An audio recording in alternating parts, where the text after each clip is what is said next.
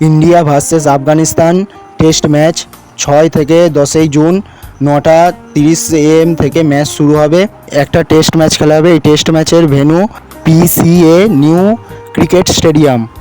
এই ম্যাচের জন্য প্র্যাকটিসে সব প্লেয়ার টিমের সঙ্গে জুড়ে গেছে। নেট প্র্যাকটিস চলছে এবং বোলিং প্র্যাকটিস নিউ বোলিং কোচের সঙ্গে স্পিন বোলিং কোচের সঙ্গে বোলিং প্র্যাকটিস চলছে এবং ফিল্ডিংয়ে ভালো যোগ দিয়েছে দিলীপ স্যার। ভালো ফিল্ডিং প্র্যাকটিসও হচ্ছে। আর ইন্ডিয়া টিমের ফটো শ্যুট হয়েছে। ফটোশ্যুটে সব প্লেয়ারই ছিল, সব প্লেয়ারই ফটোশ্যুটে ছিল, যোগ দিয়েছিল, ফটোশ্যুট করেছে। তাই সব প্লেয়ার রেড বলে খুব ভালো প্র্যাকটিস করছে যাতে টেস্ট ম্যাচে ভালো খেলতে পারে। তাই সবাই রেড বলে খুব প্র্যাকটিস করছে, খুব ভালো নেট প্র্যাকটিস, নেটে বোলিং এবং ফিল্ডিং খুব ভালো প্র্যাকটিস করছে।